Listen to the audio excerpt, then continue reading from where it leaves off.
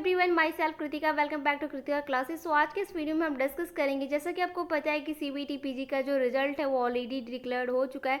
जैसा कि हमने कल रात को ही आपको वीडियो अपलोड किया जिसमें कि बताया था कि आप सीबीटी पीजी का किस तरीके से रिजल्ट देख सकते हैं और किस तरीके से यहाँ पे स्कोर कार्ड को डाउनलोड कर सकते हैं। तो यहाँ पे मुझे कमेंट्स आ रहे हैं कि सीबीटी पीजी का अगर रिजल्ट यहाँ पे आउट हो गया है तो उसके बाद एडमिशन्स का प्रोसेस कैसे होगा, काउंसलिंग कब होगी और कौन कौन से डॉक्यूमेंट्स हमें यहाँ पे रेडी करना होगा।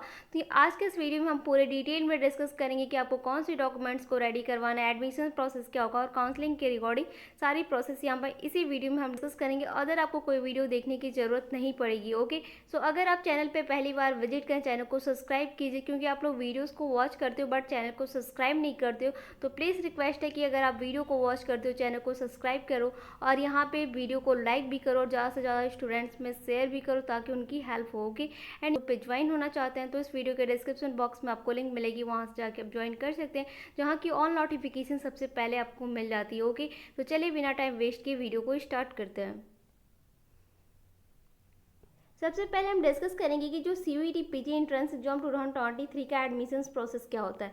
तो यहाँ पे मैं सिंपल से एक बात कर लेती हूँ। पहले क्या होता है कि सीयूईटी पीजी यहाँ पे एप्लीकेशन फॉर्म को रिलीज करते हैं। ठीक है, एप्लीकेशन फॉर्म रिलीज हो गया, उसके बाद स्टूडेंट क्या करते हैं कि फॉर्म को फिलअप करते हैं। फॉर्म को फिलअप करने के बाद जब फॉर्म फिलअप हो जाता है तो उनके बाद सबसे बड़ी टेंशन होती है कि यहाँ पे हम डिस्कस करें एमएससी जूलॉजी का, तो एमएससी जूलॉजी के रिगार्डिंग यहाँ पे एमएससी से जितने भी कोर्सेज हैं तो उसकी बात कर रहे हैं। तो यहाँ पे एप्लीकेशन फॉर्म फिलअप करने के बाद वो प्रिपरेशंस में लग जाते हैं कि हमें यहाँ पे एंट्रेंस एग्जाम्स का जो हमने फॉर्म डाला उसकी हमें तैयारी करनी है। प्रिपरेशंस के बाद क्या होता है, जैसे ही एंट्रेंस एग्जाम्स की जब प्रिपरेशन करना स्टार्ट कर देते हैं तो उसके बाद यहाँ पे एप्लीकेशन फॉर्म आता है। एप्लीकेशन फॉर्म के बाद यहाँ पे एग्जाम्स की सिटी आती है, कहाँ एग्जाम्स होगा, एग्जाम आप देते हो, एग्जाम देने के बाद आंसर की आती है, उसके बाद फाइनल आंसर की आती है। फाइनल आंसर की आने के बाद उसके बाद होता है क्या, लास्ट में आपका रिजल्ट आता है। ठीक है, जैसा कि आपको पता है कि कल का आपका सीयूईटी पीजी का रिजल्ट आ चुका है और यहाँ पे ऑल स्टूडेंट लगभग अपना रिजल्ट देख चुके होंगे। ठीक है, तो ये बेसिकली एक सिंपल सा प्रोसेस होता है। उसके बाद क्या होता है कि जैसे आपका रिजल्ट आ गया, रिजल्ट आने के बाद क्या होता है कि एनालिसिस योर मार्क। सबसे पहले तो आप अपना मार्क देखो कि जो आपने क्वेश्चंस पेपर में 100 क्वेश्चंस में जितने की, जैसे कि आपको पता है कि 25 क्वेश्चंस कितना होता है आपका जीके का होता है और 75 क्वेश्चन जो होते हैं आपके डोमेन यानी सब्जेक्ट्स के होते हैं। तो यहाँ पे आपने 100 क्वेश्चंस में कितने क्वेश्चंस किए और कितने क्वेश्चंस आपने यहाँ पे ड्रॉप किए, छोड़ दिए। उसके बाद यहाँ पे सबसे पहले तो आपको एनालिसिस करना होता है अपने मार्क को कि क्या हमने जो क्वेश्चंस पेपर किया है उसके रिगार्डिंग हमारा जितना भी मार्क है वो सही है या फिर गलत है। अगर यहाँ पे आपको लगता है कि नहीं, हमारा हमने जिस हिसाब से अपना क्वेश्चंस पेपर किया था उसके हिसाब से हमारा मार्क कम है, तो यहाँ पे आप कंप्लेंट कर सकते हो। जैसा कि आंसर की में आपको कंप्लेंट करने का ऑप्शन आता है कि यहाँ पे हमें हमारे आंसर की में कुछ मिस्टेक है, यहाँ पे हमारा इतना नंबर नहीं होगा, इससे भी अधिक होगा, तो आप वो कर सकते हो। उसके बाद कि मार्क्स से रिलेटेड जो भी डाउट होते हैं वो क्लियर आपका हो जाता है। तो उसके बाद क्या होता है, registration for the counselling university wise. जैसा कि आपको पता है कि यहाँ पे एनटीए का क्या प्रोसेस है कि सीयूईटी पीजी का वो डायरेक्टली एक रजिस्ट्रेशन सारे यूनिवर्सिटी का एक साथ नहीं करवाती है, यहाँ पे यूनिवर्सिटी वाइज काउंसलिंग होता है। जैसे कि अभी आपको पता है कि हमने कल ही आपको बताया था कि जो बीएचयू का रजिस्ट्रेशन का प्रोसेस है वो फिर से रीओपन हुआ है ओनली 5 डे के लिए। एक बार हुआ था जिसमें कि कुछ स्टूडेंट यहाँ पे रजिस्ट्रेशन कर पाए थे बीएचयू यूनिवर्सिटी के लिए और जिनका नहीं हो पाया था उसके लिए फिर से रीओपन हुआ है 5 डे के लिए। यहाँ पे फिर से बीएचयू यूनिवर्सिटी काउंसलिंग करवाएगी। तो इसी तरीके से यहाँ पे बीएचयू यूनिवर्सिटी है, डीयू है या फिर जितनी भी सेंट्रल यूनिवर्सिटी है, जेएनयू है, जितनी भी यूनिवर्सिटी सीयूईटी पीजी में इंक्लूड है वो अपनी यूनिवर्सिटी वाइज अलग अलग अपना यहाँ पे काउंसलिंग करवाती। तो उसके लिए आपको बेसिकली करना क्या होता है कि जितनी भी यहाँ पे सीयूईटी पीजी का जो आप यहाँ पे नोटिफिकेशन अगर आप डाउनलोड करो, जितनी भी यूनिवर्सिटी है उन ऑल यूनिवर्सिटी की वहाँ पे ऑफिशियल वेबसाइट की लिंक होती है। तो जैसा कि आपको पता है कि आपने अपना मार्क तो देख लिया कि मेरा इतना मार्क है तो मेरा कौन सी यूनिवर्सिटी में होगा उसको आपको चूज करना है कि हाँ, अगर आपका स्कोर 200 प्लस अबव है तो आप क्या कर सकते हो, जितनी भी अच्छी यूनिवर्सिटीज़ हैं जैसे कि बीबीयू है, यहाँ पे बीएचयू एडीयू, इन सब के लिए आप कैटेगरी वाइज अपना अप्लाई कर सकते हो जिसमें कि आपको लगे कि हाँ मेरा इतने मार्क पे हो सकता है।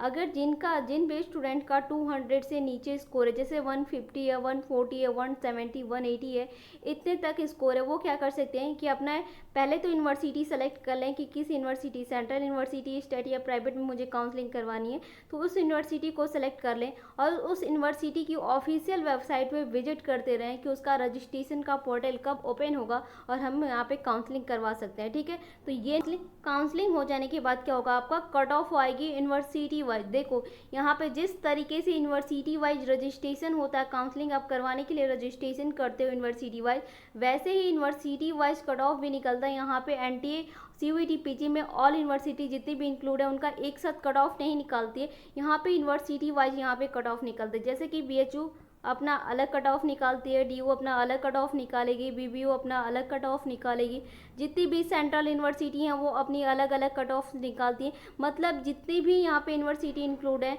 वो अपना अलग अलग ही यूनिवर्सिटी वाइज कट ऑफ निकालती है और उस कट ऑफ पे ही जैसे कि आपने काउंसलिंग कर लिया। ठीक है, ये नहीं समझो कि आप काउंसलिंग नहीं करोगे तो आपका एडमिशन मिल जाएगा, नहीं। आपको सबसे पहले मेन इंपॉर्टेंट है कि रिजल्ट आने के बाद जब आप अपना स्कोर देख लेते हैं तो स्कोर देखने के बाद आपको यूनिवर्सिटी का काउंसलिंग करना बहुत इंपॉर्टेंट है। अगर आप काउंसलिंग नहीं करोगे तो ऐसा नहीं कि आपका स्कोर आ गया है, रिजल्ट आ चुका है तो उसके बाद डायरेक्टली यूनिवर्सिटी आपको एडमिशन्स ले लेगी, नहीं। आपको उस यूनिवर्सिटी में काउंसलिंग करना होगा। जब आप काउंसलिंग करोगे तभी जब कट ऑफ निकलेगी, मेन कट ऑफ आएगी यूनिवर्सिटी वाइज। अगर आप उस कट ऑफ में जैसे कि फर्स्ट अगर कट ऑफ की अगर हम बात करें तो बी ऑफ आ गया 280 स्कोर पे, कि मतलब फर्स्ट स्कोर जो कट ऑफ आई 280 आई, उसके बाद क्या हुआ 250 आया। ठीक है, उसके बाद 250 का कट ऑफ आया, उसके बाद 200, तो इस तरीके से कट ऑफ निकलेगी यूनिवर्सिटी वाइज। तो आपको सबसे मेन प्रोसेस यही है कि आपको सबसे पहले यूनिवर्सिटी की काउंसलिंग करवाना जरूरी है। रजिस्ट्रेशन जब आप करोगे उसके बाद काउंसलिंग करोगे तभी आपको एडमिशन्स मिलेंगे। जब कट ऑफ आएगी तो उसमें उस कट ऑफ में अगर आपका यहाँ पे नाम होगा तो आपको यहाँ पे एडमिशन्स मिलेगा। ठीक है, उसके बाद आपका नेक्स्ट प्रोसेस होगा फीस पेमेंट का। जब यूनिवर्सिटी की कट ऑफ आ जाएगी और उस कट ऑफ में आपका नाम होगा तो उस यूनिवर्सिटी में अगर आप सेलेक्ट हो जाते हो तो आपको फ़ीस पेमेंट करना होगा। फ़ीस पेमेंट करने के बाद कि क्या फ़ीस पेमेंट होगा, जैसे कि एडमिशन्स का इतना फ़ीस आपको देना होगा, तो फ़ीस के रिक्वायर्ड है यहाँ पे आपको फ़ीस पेमेंट करना होगा। और जैसे अगर आप फ़ीस पेमेंट कर लेते हो तो उस यूनिवर्सिटी में आपको एडमिशन्स मिल जाएगा। ठीक है, आप यहाँ पे आपको समझ में आया कि एडमिशन्स का प्रोसेस क्या होगा। सबसे पहले आपका रिजल्ट आ जाने के बाद आपको यहाँ पे काउंसलिंग करनी थी। यहाँ पे मैं एग्जांपल के लिए बीएचयू ले रही हूँ। बीएचयू में जैसे कि आपका 250 यहाँ पे स्कोर है। ठीक है, आपने ओबीसी कैटेगरी को तो आपने बीएचयू में अप्लाई कर दिया, रजिस्ट्रेशन अभी आपका 5 डे के लिए ओपन है तो आपने रजिस्ट्रेशन कर लिया बीएचयू के लिए। उसके बाद बीएचयू का जब काउंसलिंग का मेंस यहाँ पे आएगा तो काउंसलिंग में अगर आपका नाम होता है, जैसे कि आपका कुछ भी नाम है, जिस वार्ड से भी रिलेटेड आपका नाम है, तो उस काउंसलिंग में आपका नाम आ गया। ठीक है, उसके बाद जब यहाँ पे बीएचयू की मेन कट ऑफ निकलेगी, फर्स्ट कट ऑफ निकलेगी।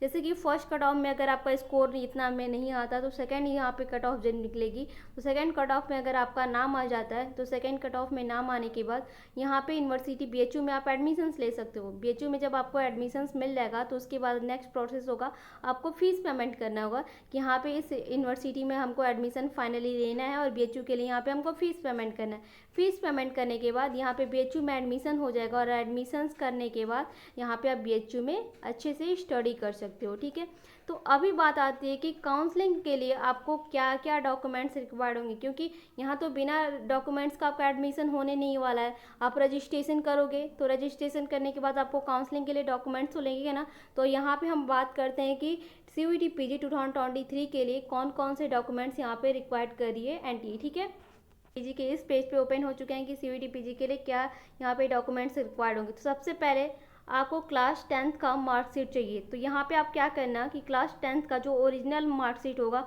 उसे भी आपको रखना होगा और उसके साथ ही आपको उसकी फ़ोटो कॉपी भी लेनी होगी। फ़ोटो कॉपी भी आपको अपने पास में रखनी होगी कि हो सकता है कि काउंसलिंग के टाइम आपको यहाँ पे जो ओरिजिनल फोटो मार्कशीट है उसको भी ले ले और नहीं तो फ़ोटो कॉपी ले, क्योंकि ऐसा ही होता है ना, ज़्यादातर यही होता है कि जो मेन यूनिवर्सिटी बीएचयू उसमें क्या होता है कि अक्सर मार्कशीट ले लेता है। उसके बाद आपको नेक्स्ट यहाँ पे जो डॉक्यूमेंट्स रिक्वायर्ड होगा वो क्लास 12th का मार्कशीट होगा। इसमें भी आप ओरिजिनल और फोटो कॉपी दोनों ही रखिएगा। उसके बाद जो थर्ड डॉक्यूमेंट्स यहाँ पे रिक्वायर्ड होगा वो होगा आपका ग्रेजुएशन का मार्कशीट। तो या तो आपने यहाँ पे हम एमएससी के लिए बात करें तो या तो आपने बीएससी किया होगा या फिर आपने बीए किया होगा।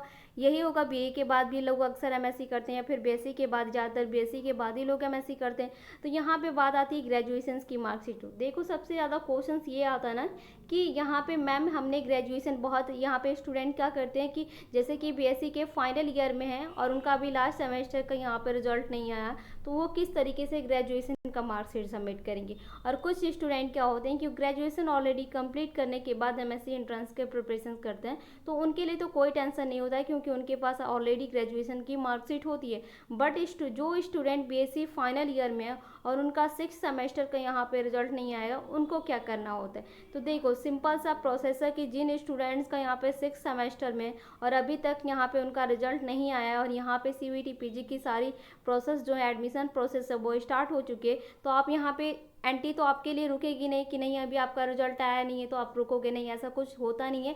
यहाँ पे आपको करना क्या होता है कि जैसे कि यहाँ पे अगर आप बीएचयू के लिए अप्लाई कर रहे हो, डीयू के लिए अप्लाई कर रहे हो या जेएनयू के लिए अप्लाई कर रहे हो, तो बेसिकली से एक सिंपल सा प्रोसेस होता है। आपको इनकी ऑफिशियल वेबसाइट पे जैसे काउंसलिंग करवाने के टाइम मेल करना होता है, ठीक है, कि यहाँ पे हमारे लास्ट सेमेस्टर का अभी तक रिजल्ट नहीं आया है, तो जैसे रिजल्ट आ जाने के बाद यहाँ पे हम अपना लास्ट यहाँ पे फाइनल ईयर का मार्कशीट यहाँ पे सबमिट करेंगे, ठीक है। 6 सेमेस्टर, सो जिन स्टूडेंट का 6 सेमेस्टर का रिजल्ट नहीं आया उनको टेंशन लेने की ज़रूरत नहीं है। जिस भी यूनिवर्सिटी में वो अप्लाई करेंगे उनको फाइनली एक सिंपल सा काम करना है, उनको मेल करना होता है कि यहाँ पे हमारे 6 सेमेस्टर का रिजल्ट नहीं आया है। जैसे ही रिजल्ट आएगा उसके बाद वो रिजल्ट सबमिट, यहाँ पे मार्कशीट सबमिट कर देंगे। तो ऐसा नहीं है कि वहाँ पे ये यूनिवर्सिटी लेती नहीं है कि नहीं यहाँ पे स्टूडेंट का एडमिशन नहीं होगा, एडमिशन हो जाता है। और जब यहाँ पे एडमिशन आप यहाँ पे स्टडी करने जाते हो तो आप अपना फाइनल मार्कशीट का यहाँ पे 6 सेमेस्टर का यहाँ पे आप सबमिट कर सकते हो, ठीक है। तो यही नेक्स्ट प्रोसेस होता है, ओके। बस सीयूईटी पीजी जो नेक्स्ट डॉक्यूमेंट रिक्वायर्ड करती है वो होता है कैटेगरी सर्टिफिकेट, जैसे कि ओबीसी, ईडब्ल्यूएस, एससी, एसटी। तो ये यहाँ पे मेन नहीं होता, ज़्यादातर बहुत यहाँ पे लगता है कि आपको ओबीसी इस कैटेगरी के हो तो आपको यहाँ पे सबमिट करना होता, तो ये ज़्यादा इंपॉर्टेंट नहीं होता। यहाँ पे ज़्यादा इंपॉर्टेंट यहाँ पे क्लास 10th का मार्कशीट, 12th का और ग्रेजुएशन का होता है। उसके बाद यहाँ पे हम नेक्स्ट अगर डॉक्यूमेंट्स की बात करें तो आपको एक फ़ोटो चाहिए, आपका कलर यहाँ पे फोटोग्राफी होती है, उसके बाद यहाँ पे आपका सिग्नेचर चाहिए होता है यहाँ पे। उसके बाद आपका आधार कार्ड का फोटो कॉपी आपके पास होना चाहिए, आप ओरिजिनल कॉपी भी डॉक्यूमेंट्स के यहाँ पे ले जाना और यहाँ पे आप उसकी फ़ोटो कॉपी भी ले जाना। उसके बाद जो नेक्स्ट डॉक्यूमेंट्स की बात करें तो वो होता है टीसी और सीसी, यानी टीसी यानी आपका ट्रांसफ़र सर्टिफिकेट और सीसी यानी आपका कैरेक्टर सर्टिफिकेट। टीसी की अगर हम बात करें तो बहुत यूनिवर्सिटी यहाँ पे ट्रांसफ़र सर्टिफिकेट लेती है और बहुत सी यूनिवर्सिटी यहाँ पे नहीं लेती है। तो यहाँ पे अगर मैं बात करूँ कि इसे आपको बनवाना चाहिए कि नहीं, तो यहाँ पे आपको कोई प्रॉब्लम नहीं है। आप जिस भी यूनिवर्सिटी से यहाँ पे कर रहे हैं उसका आप यहाँ पे टीसी ले लीजिए कि अगर लगे तो भी अच्छा है, नहीं होगा तो भी आपके पास अगर रहेगा तो आपको लास्ट टाइम पे कोई प्रॉब्लम नहीं होगी। उसके बाद अगर हम सीसी की बात करें, कैरेक्टर सर्टिफिकेट की बात करें, तो ये तो आपका इंपॉर्टेंट है, आपको कैरेक्टर सर्टिफिकेट होना चाहिए क्योंकि सीयूईटी पीजी और यहाँ पे जितनी भी यूनिवर्सिटियाँ उसमें यहाँ पे ये रिक्वायर्ड करता है, आपको ये सीसी यहाँ पे इंपॉर्टेंट होता है, कैरेक्टर सर्टिफिकेट, ओके।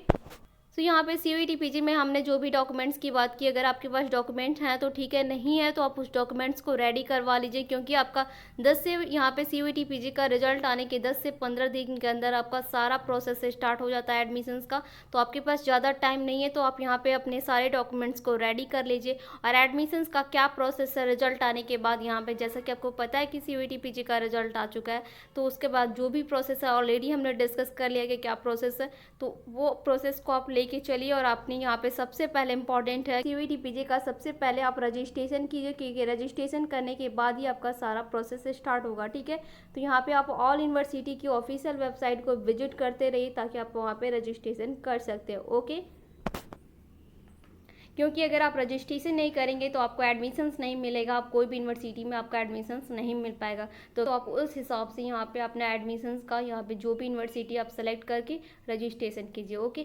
यहाँ पे जो सीयूईटी पीजी एडमिशन प्रोसेस और डॉक्यूमेंट से रिलेटेड जो आपके डाउट थे इस वीडियो में क्लियर होंगे। कोई भी डाउट होता है तो आप मुझसे कमेंट सेक्शन में कमेंट करके पूछ सकते हैं, मैं उसका रिप्लाई कर दूँगी। वीडियो आपको कैसा लगा ये भी आप मुझे कमेंट सेक्शन में ज़रूर बताइए। अगर आपको वीडियो पसंद आए तो प्लीज़ वीडियो को लाइक कीजिएगा और चैनल पर अगर आप पहली बार विजिट कर दो तो प्लीज़ चैनल को सब्सक्राइब कीजिए, ओके। तो मिलते हैं जल्दी नेक्स्ट वीडियो में, तब तक के लिए thank you, thanks for the watching.